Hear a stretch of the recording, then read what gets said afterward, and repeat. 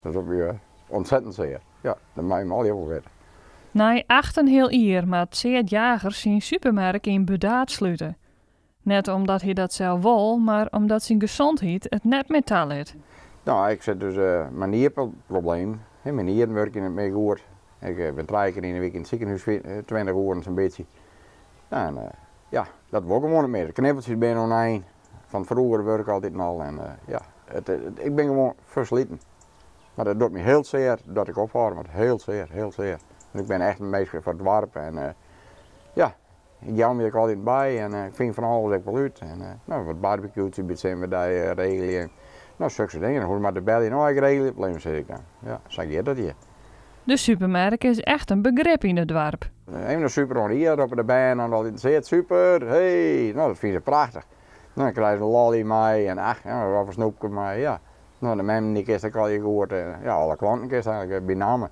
Ja, als die hart is heel instorten en ja, het is nou het einde. En dat vind ik heel jammer. Ik ben nog bezig met de opvolging, maar dat kunnen we nog niet helemaal zeggen. Daar ben we nog mee bezig, dus ja. Seert het zijn hele winkelvariëteit in uitverkeer zet. Ja, ik ben nou het spullen wat kwijt. Je hebt 25% korting, ik geef nu 40% korting. Het is een spultje met die hele dag erom, met 40%. Maar ik mag het ook weten, want dan word ik in de kliko en nou, dat vind ik zonde. Nou, wat aan het opdoen, dat mag misschien naar de voedselbank, maar misschien goed het mag. Dus, maar dat is ook in na hier wel. 3 januari, dan is ook wel weer wat al die nog steeds. Er binnen een prutte mooie herinnering aan de winkel. Maarten van der Weijden, die zo'n model, 2-3 meter van de wal. Hak ik jongen, maar die 11 jaar een hikje de koffie ook leer van die meesten die al weer zwart van de meesten, weer monsterachtig. Dus hele mooie herinneringen, ja zeker. Ja, op de IS hier nog wel, had ik wel staan, dus even naar de andere kant.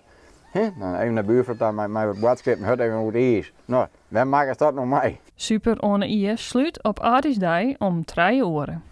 Dan gaat er helemaal tegen. Ja. Nou, dat vind ik hartstikke jammer, maar ja, het is het hoor, ik ken het hoor. Dus ik heel even trok in, ik ga altijd naar open. Tot mijn 60ste, dus daar word ik trok in. Maar ja, dat hel ik net. Ik ben nog zo'n 50 en heel zo'n beetje. Dus ja, die 2 heel hier, nee, dat wordt hem krijg ik niet meer. Maar dat doet me heel zeer, ja.